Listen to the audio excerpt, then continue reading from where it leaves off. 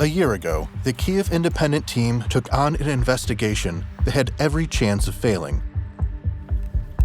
There were practically no witnesses in Ukrainian-controlled territory to the crime we were looking into. And Moscow keeps all of the details of the crime classified. This information is not subject to disclosure, and I will not take this responsibility upon myself under no circumstances, and neither will our minister. It was quite the gamble, as we did not have any clues at the start of our investigation. What we did know was that we were dealing with one of Russia's most large-scale crimes committed during the full-scale invasion. It is considered the most extensive theft of a museum's collection in Europe since World War II. Very, very sad to have to record and register the looting of the Scythian gold and some of the Scythian hoards. Our investigation began with meeting Hanna Skripka, who oversees the Kherson Regional Art Museum's collections. On the instructions of the museum's administration, she stayed and continued to work at the museum while it was under occupation.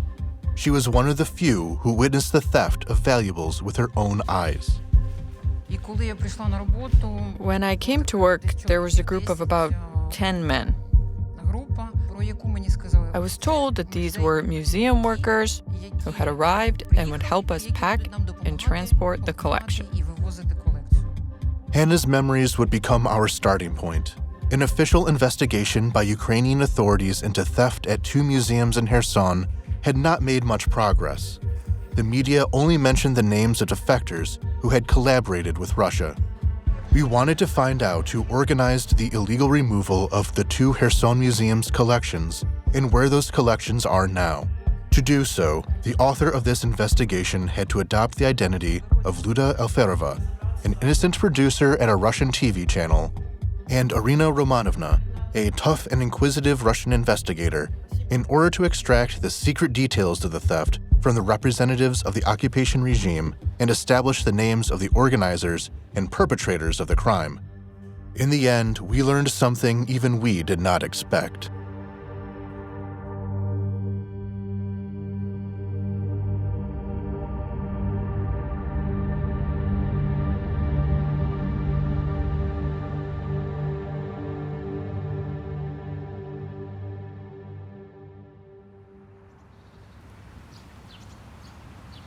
The Kherson Art Museum is located near the Dnipro River. It's one of the most beautiful buildings in Kherson and the former city hall. The city was governed from this building at the beginning of the 20th century. It also served as a bank. We kept some collections here of decorative and applied arts. And these built-in safes are the original ones from the old times. These are the old bank safes in which all the assets were kept: money, gold, and securities. Deputy Director Ihor Rusol is one of the few museum employees who remains in Kherson. He looks after the premises. Russian-occupied territory lies just a few kilometers from the museum. The majority of the paintings were kept here. The paintings were stored on both sides of these racks. The collection is one of the best in southern Ukraine. It contains paintings by Ukrainian, English, German, French, and Russian artists. Paintings by Ivan Ivazovsky, a famous Ukrainian maritime painter whose works can be found in the Metropolitan Museum of Art in New York. Paintings by Mykola Pimonenko, a Ukrainian realist painter who exhibited his works in European countries during his lifetime. The works of Peter Lely, an English portraitist who painted courtiers. The collection also includes sculptural pottery by Mikhail Vrubel, a Russian artist who lived and worked in Kyiv for some time. The core of the collection is unique religious icons of the 17th through 20th centuries.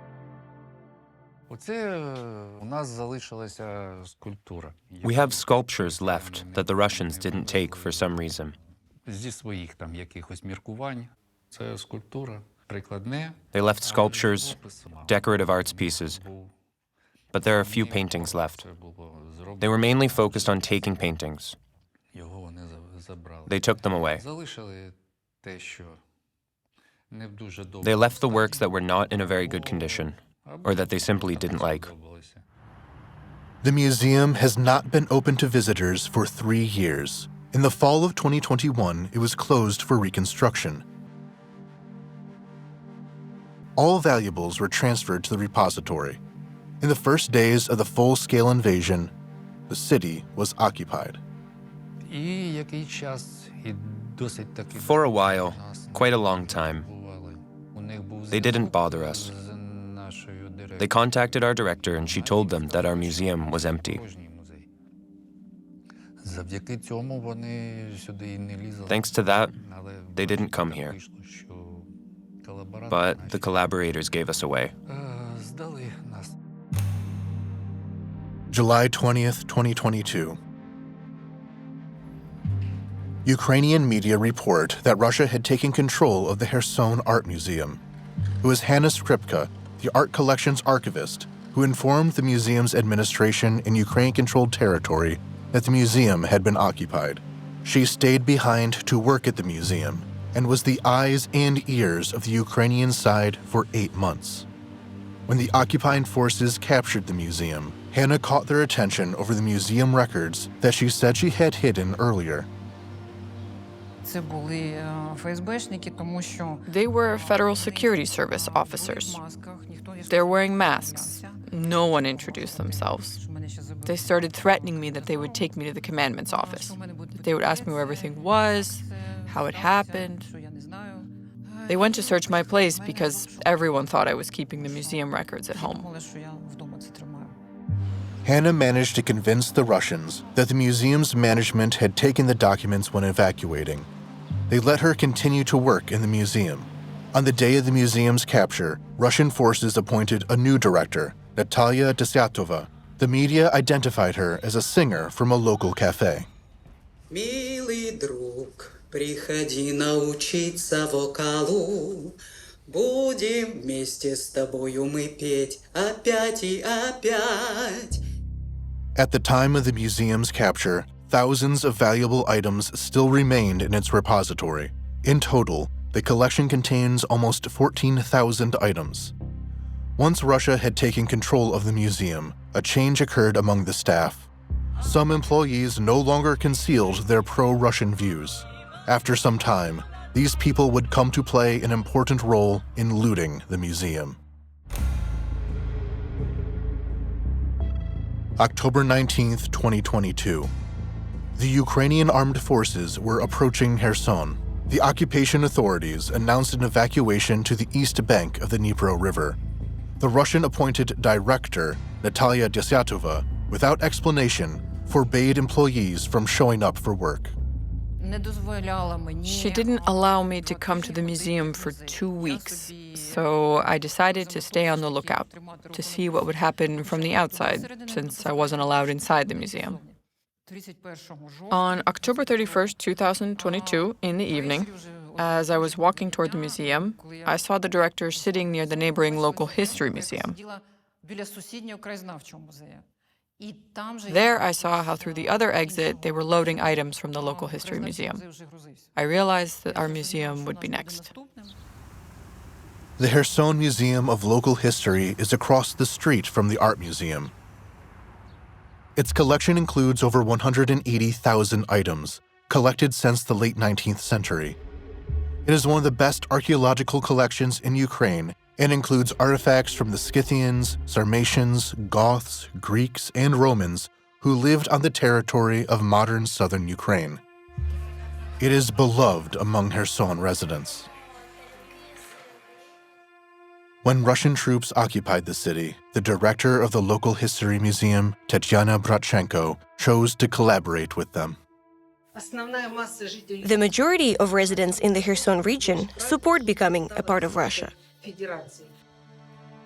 Some of the employees of the local history museum with a pro-Ukrainian position left the city, including its current director, Olha Honcharova.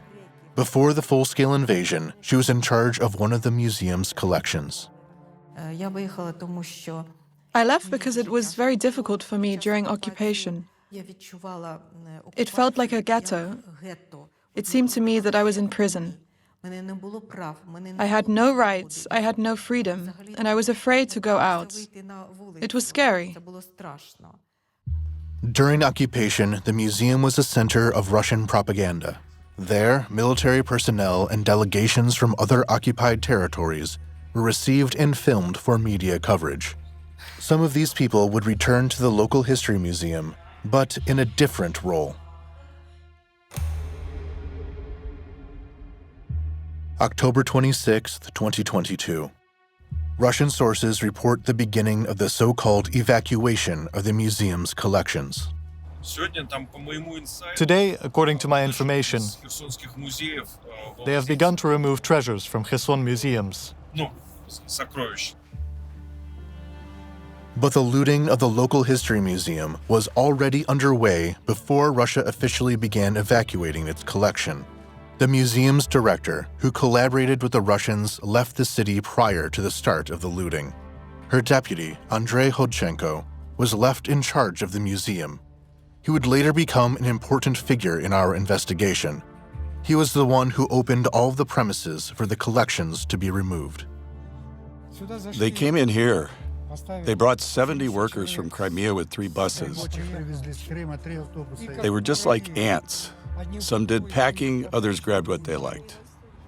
There were 2 guards who remained in the museum but did not cooperate with the occupation authorities. They would become key witnesses of the theft. The occupation forces were obviously in a hurry. They mainly took the valuables from the exhibition halls. It was a collection from our museum's repository. Weapons that were collected back in the time of Hoshkevich, our founder, and even exotic weapons. They were very rare. There was even a samurai sword. One very expensive item in this hall was the saber of the Emir of Bukhara. According to some estimates, it was worth more than $150,000. The saber itself was in its original case. Items also disappeared from a separate hall where some of the most valuable pieces of the collection were exhibited. There was this very interesting display that had all the museum's most precious and interesting items. There was Scythian, Sarmatian, and Gothic gold. All these gold and silver items were looted.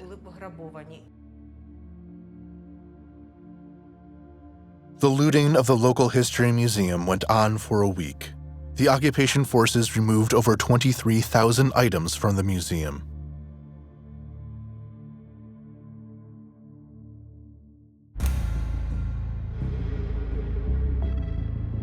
November 1st, 2022. Less than 2 weeks remained until the city was liberated. Hanna Skripka's fears came true. Russian forces started removing exhibits from the art museum as well. Residents of the city covertly filmed the trucks that were outside the museum and shared it on local telegram channels. Hanna Skripka was called into work. Some of the museum employees had already fled Kherson, and the Russians needed more hands. When I came to work, there was a group of about 10 men. I was told that these were museum workers who had arrived and would help us pack and transport the collection. I was at the museum for almost 24 hours. They told me that no one could leave until we had loaded and removed the collection. Several dozen more people loaded valuables into trucks. Russian soldiers also showed up. Several military men, as I understood, of very high rank, came to supervise the removal. They were only giving orders. They would come to the museum to see if the vehicle was loaded and then give instructions on where to take it. Hanna was instructed to keep a list of all the items that the Russians were taking. Part of the collection, old icons and Rubel's pottery, was in a separate storeroom. Almost no one knew about the storeroom's existence, but one museum employee revealed its location. the museum's archivist, Hanna Skripka, claims that it was her colleague, Anna Fursa, that gave up the information. It is unknown where she is now. I said, I don't know where the keys are. I don't know how to open it. I know, she said. She had worked there before. I simply couldn't bear to witness it, so I just ran to the office so I wouldn't see how it was being done. The Russian invaders took over 10,000 items. As soon as Hannah was released from the museum, she alerted the museum's administration in Ukrainian-controlled territory about the looting. She then moved into a relative's house to hide from the Russians. November 4th, 2022. Photos from Simferopol in Russian-occupied Crimea appear on the internet. They show a truck with museum collections that was seen in Kherson being unloaded near the Central Museum of Tavrida, one of the largest museums on the occupied peninsula. Almost a year later, its director showed paintings taken from Kherson to propagandistic media. We are keeping them until we can hand them over to their rightful owner. That is, the Kherson Art Museum. We are temporarily storing these paintings. The Ukrainian side claims that Tavrida's director personally came to Kherson to remove the collection. Hanna Skripka recalls seeing a similar-looking man in the museum. He wasn't with the group of museum workers I was talking about, but he came the next morning, and he was the one who said, I came to bring food to my employees. We asked Hannah to name other people from the administration who participated in looting the art museum. She recalled Artem Lohoysky. At that time, Lohoysky was the deputy of the Russian-appointed culture minister in the Kherson region. He was previously a local blogger with the pseudonym Jackass. This discovery propelled our investigation further. But how could we get a representative of the occupation forces to talk? We invented a story that we were Russian journalists making a film about culture in the territories liberated by Russia. At the center of our story was a TV producer, Ludmila. My name is Lyudmila Alfarova. I represent Vostok Media. We are currently working on a series for the TV channel NTV. We would like to interview you. Sure. What do you need? We asked him to recall the events of 2022, the removal of valuables from 2 museums in Kherson. Do I understand correctly that you were also there personally? This information is crucial for our research. I wasn't just present. I carried the exhibits personally. We were relying on Artem Lohoysky's vanity during the conversation, and we weren't disappointed. We asked about the role of Russian-appointed officials from Crimea in the so-called rescue of valuables. As I understand, the men came from Crimea. Sergei Anatolyevich Patrushev, for one. Yeah. Sergei Patrushev, a representative of the occupation forces. He is in charge of the museum department in the so-called Culture Ministry of Crimea. His name was mentioned in one of the interviews by the pseudo-director of the art museum, Natalia Desyatova. We showed photos of him to the museum's archivist, Hanna Skripka. This is definitely one of the people who was in the museum during the looting.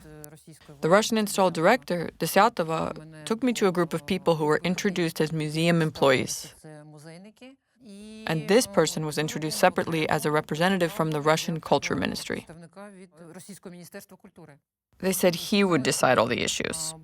What to take, how to transport it, and how to draw up the documents.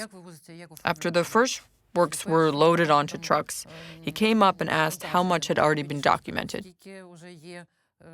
There was this one moment that I remember when I said, there are 8,000.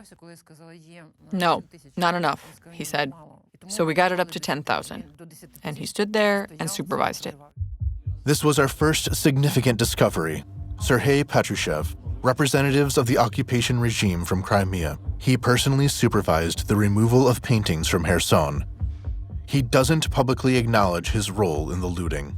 This information is not subject to disclosure, and I will not take this responsibility upon myself under no circumstances, and neither will our minister. But during our conversation, Artem Lohoysky boasted about his role and revealed the names of Crimean officials that have never been publicly mentioned. Who else was there from Crimea? There were people from two other museums, the Museum of the Defense of Sevastopol and the Kherson National Preserve. The directors of those museums, Smorodkin, Morozova, they came with their teams, with their guys. They all helped us. Did Smorodkin come personally? He came personally to evacuate the local history museum. Yelena Morozova, a Russian citizen, the Russian-appointed director of the National Preserve of Tara Khersonosus, a UNESCO-protected ancient Greek city in Crimea. She has been in charge of the museum for 6 years. Before that, she was the deputy director of the Russia My History Historical Park, a Russian state project. Mikhail Smorodkin, a Russian citizen, the Russian-appointed director of the Museum of the Heroic Defense and Liberation of Sevastopol in occupied Crimea, another museum on the peninsula. He's been in his position for 3 years. Before that, he headed the Bolshoi State Circus in St. Petersburg. Both Morozova and Smorodkin relocated to occupied Crimea to take up their positions in the museums. We needed further evidence of their participation in looting the Kherson museums, in particular the local history museum. We knew that Artem Lohoysky wasn't the only Kherson defector involved in the theft. We decided to call them as well. Undercover conversations became a daily routine for us. Our journalist had to work on her pronunciation in order for our interviewees to have no doubts they were being called from Moscow.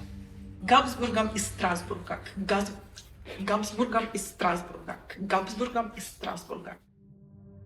Our next interviewee was Alexander Kuzmenko. When the two museums were looted, he was the Russia-appointed head of the Occupation Authority's Culture Ministry in the Kherson region.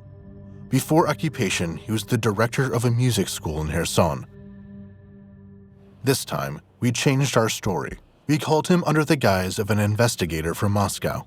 Good afternoon. My name is Irina Romanovna Rogozina. I'm an investigator of the Russian Investigative Committee. Our department is conducting a pretrial investigation into the theft of cultural valuables when the Kherson Local History Museum was being evacuated to Crimea. I would like to ask you a few questions. Yes, please. Was Mikhail Smorodkin there during the evacuation? Smorodkin? He was there. Smorodkin was from Sevastopol, from some museum. Mrs. Morozova was there too, right? Yes. They probably supervised what to take and what not to take. They are experts. They know what is valuable and what is not. Our interviewee then recalled more. Mikhail Smorodkin was not just at the local history museum during the looting, he also signed documents related to the theft. We took the inventory, and they compiled it all. I took one copy, Smorodkin came too, and signed it as he was on this acceptance committee. This was further confirmation. Our story about the investigator from Moscow, who investigates the disappearance of items during the collection's transportation to Crimea, worked. We called the next defector, Andriy Hodchenko. At the time of the looting, he was the deputy director of the local history museum. We have already mentioned him. He personally received people who came to the museum to remove valuables. Andrei Vladimirovich, I know that you are now in Krasnodar Krai. I am in Moscow, so let's do it this way without the summons. I know that you were not a key figure there. I provided everything I knew. They took everything. They sealed it. In the outbuilding, there were specialists from the museums in Crimea. There were books in that same room, accounting books in a box. I opened it for them, handed everything over. They looked at these accounting books, wrote something. I don't know. My task was to unlock and lock everything when requested. We were interested in the directors of two museums from occupied Crimea. Do you remember Mrs. Morozova, director of Khersonosus? There was a woman there, yes. She sat in the outbuilding and worked with the books, wrote things down, and took part in it all. Andrei Hodchenko then unexpectedly mentioned the director of a museum from Sevastopol, who tried to put some of the valuables from the local history museum into his own car. You know, on the first day, there was confusion. There was a man, the director of the Sevastopol Museum, the War Museum. Smorodkin? He wanted to take some items with him, but I pointed it out to the commandant, and the commandant made him put the items in the truck. He said, "Everything will be loaded here. I will seal everything." We are talking about the director of the Museum of the Defense of Sevastopol, right? Well, it seems like it, yes. This was our second important discovery. The directors of two other major museums in Crimea personally participated in removing valuables from Kherson. However, in conversations with Kherson defectors, we learn other names as well. Thanks to the talkativeness of our interviewees, we would be able to expose the role of the Russian security services, the FSB, and establish the name of the high-ranking Russian officer who is personally responsible for the removal.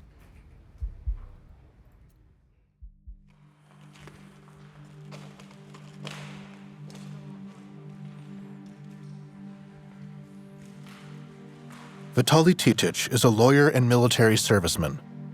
In the first 2 years of the full-scale war, he documented crimes against cultural heritage. He was one of the first to visit the looted museums in Kherson after the city was liberated. The Territorial Defense Forces Command managed to create a prototype of cultural property protection, a requirement under the Hague Convention for the Protection of Cultural Property, which states that there must be a unit or special personnel within state military formations to protect and preserve cultural heritage.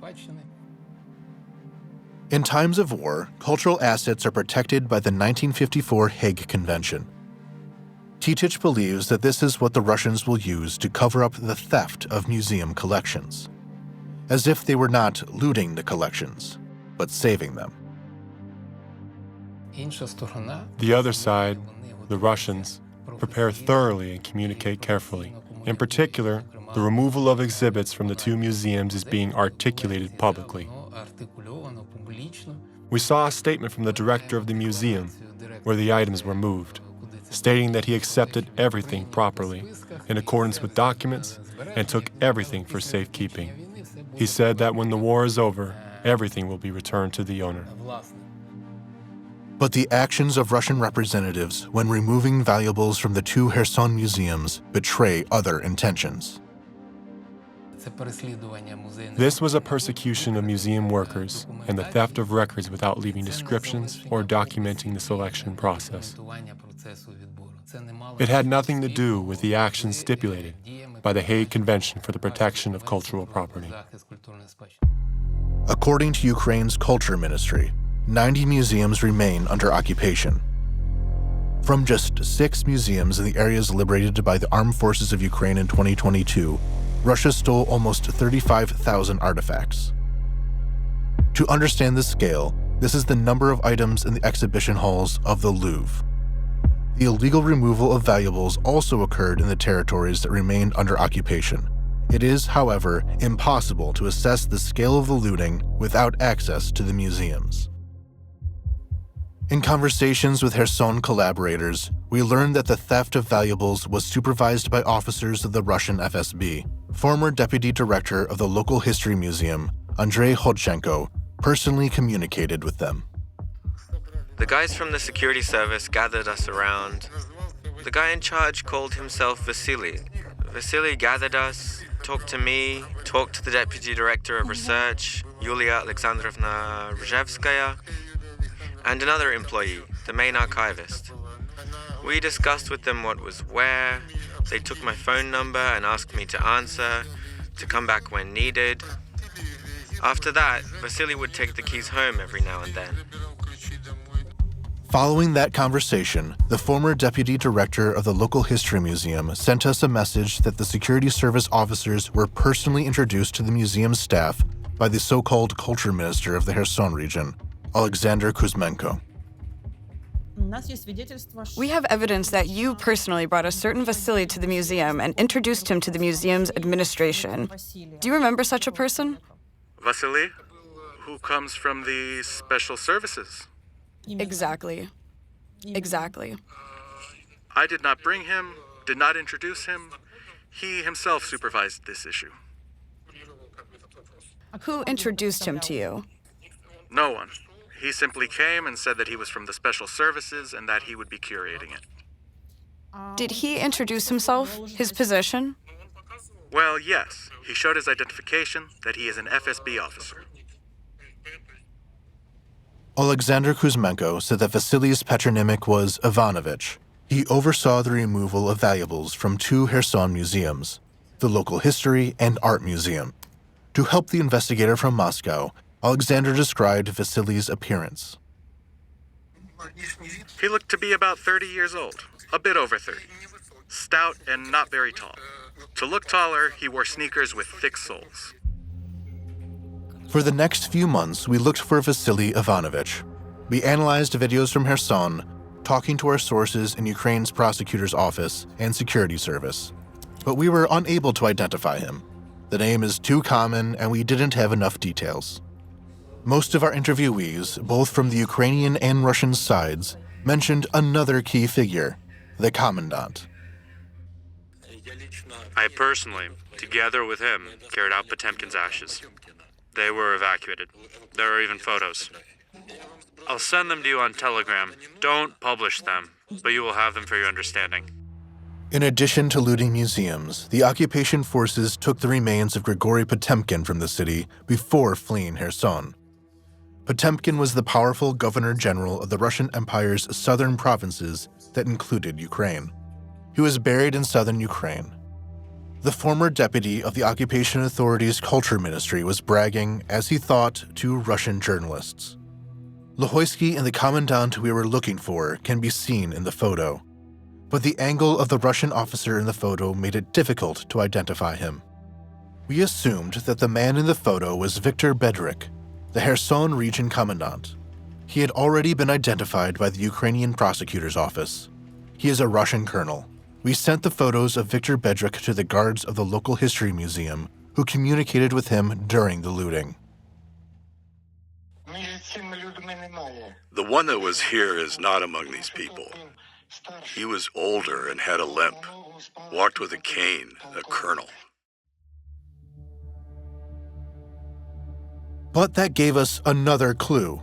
The commandant had a limp. We started looking for any information in the Russian media, and indeed we found documents that, in addition to the commandant of the Kherson region, he was also a commandant in the city of Kherson during occupation. But his name was hidden. We also asked the former so-called culture minister of the Kherson region about the mysterious officer. As I remember, the commandant was limping. He walked with a cane. I don't know his last name, but I saw him during the evacuation. He remembered that he had a photo of the commandant. Within a few minutes, he sent it on Telegram. The photo turns out to show the same event, the removal of Potemkin's ashes, but from a different angle. The soldier's face is very clear. With the help of facial recognition software, we identified him very quickly. His name is Dmitry Lipov, a Russian naval officer with the rank equivalent to a colonel. It is known from open sources that he is the head of the communications center of the Russian Black Sea Fleet. His high position in the occupation authorities of Kherson has never been publicly reported. To make sure we were not mistaken, we also asked the former deputy director of the local history museum about the commandant. He walked with a cane, limping, a tall, older man. Let me check how he's saved on my phone. He sent a screenshot of his phone's contacts list. We searched through leaked Russian databases. We found further confirmation. It was definitely Dmitry Lipov.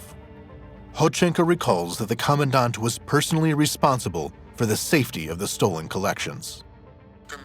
The commandant sealed the trucks. He was there when they were being loaded. The local history museum guards also recognized the commandant, who they saw when the museum's valuables were being removed. This was our third important discovery. We identified a Russian officer who, together with the FSB officers, organized the theft of the valuables from the local history museum. But we were unable to confirm whether he was present when the art museum was looted. I can't say for sure that I know this person. Maybe I saw him in passing, but I don't know his rank, his duties, or his last name. But we would later discover that the Russian commandant Dmitry Lipov was involved in removing the most valuable items from the local history museum, the Scythian and Sarmatian gold collection.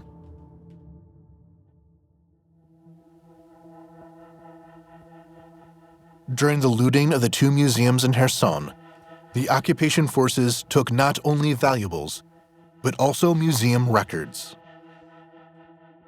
So we are working with lots of different people and different organizations to try to piece together a true record of what has been in Ukraine for the last decades.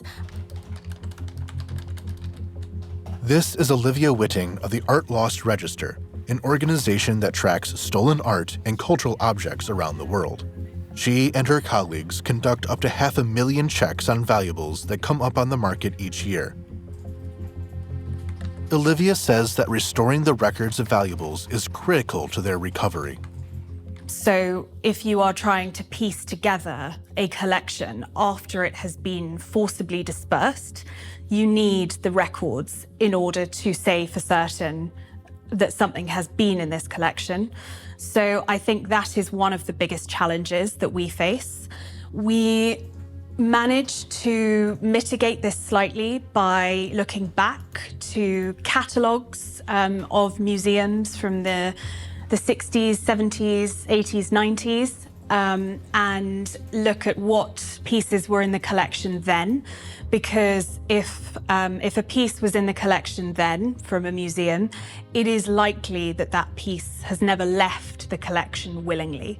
So if one of those pieces comes up on the art market, then it's matched with something on our database, and we know that in all likelihood it shouldn't be on the art market. It should be back in the museum.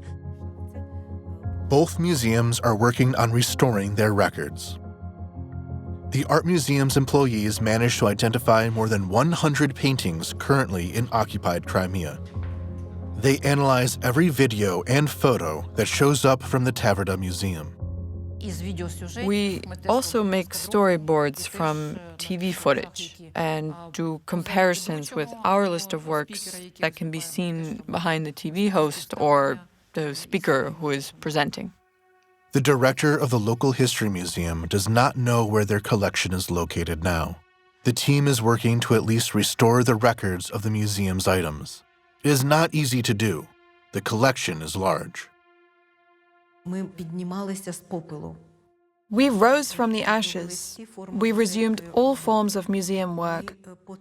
Little by little, drop by drop, we are collecting evidence about our exhibits and working with the Ukrainian prosecutor's office, which then works with Interpol. In one conversation that we held under the guise of a Russian investigator, two collaborators informed us that the collections of the local history museum are in occupied Crimea, at the Chersonosis National Preserve and the Museum of the Defense of Sevastopol, whose directors personally came to remove the valuables. However, part of the local history museum's collection has disappeared. When all this was evacuated, they went to Sevastopol, the Khersonosis. I went there after a while and took an inventory of all the valuables that were evacuated. I said to Morozova, there was a room where all the gold items were. She said, you know, they aren't here. The room with gold items in that special hall of the museum where the Scythian, Sarmatian, and Gothic gold was stored. Kuzmenko claims that he even reported this to the management, but it is still unknown where the collection of ancient gold jewelry is now. The former deputy director of the local history museum, Andrei Hodchenko, says that the FSB officer Vasily and the commandant were personally involved in the removal of these items. All this Scythian gold, all of it was in a tube, sealed. I handed it over. They took it all out. I saw it. Vasily personally and the commandant, they discussed this. We were unable to determine where these items are now. They could have been stolen by individuals or secretly taken to other museums in Russia.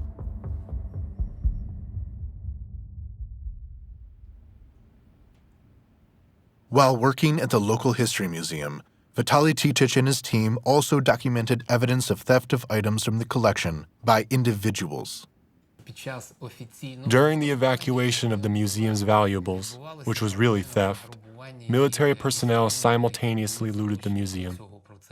And according to witnesses of these events, they took whole collections out in boxes, numismatic collections, and samples of museum weapons. Since numismatics are not identifiable, we can already consider these objects to be irretrievably lost.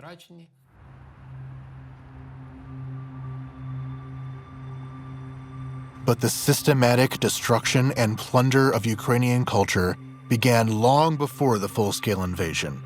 It has been going on since the days of Tsarist Russia. Not all people in Tsarist Russia lived very freely, to put it mildly. But the repressive apparatus was directed against Ukrainian culture. It was at the heart of the realpolitik of Tsarist Russia. It was implemented not only in these numerous decrees banning the Ukrainian language, but also in the destruction of artifacts. When we work with our colleagues from abroad, especially Italians, from countries with rich medieval culture, I feel a little uncomfortable. They compare objects, artifacts, and evidence of culture. Where is all of this? Why is our culture so poor? Because it was the subject of destruction during the times of Muscovy and the Russian Empire. Here are just a few examples of the hundreds of thousands of items taken out of Ukraine. Scythian gold. It was taken out in the 18th to 19th centuries after archaeological excavations. The most valuable artifacts are mostly in the Hermitage in St. Petersburg. The first Ukrainian constitution of Hetman Pilip Orlik in Old Ukrainian. It is in the Russian state archives. Mosaics and frescoes of St. Michael's Golden Dome Monastery, one of the oldest churches in Ukraine. They were taken to Moscow in the 1930s. The Bolsheviks blew up the cathedral in 1937. The idea of destroying the Ukrainian nation through the destruction of the features of its identity, its distinction from the rest of the Russian world, is at the heart of this aggression.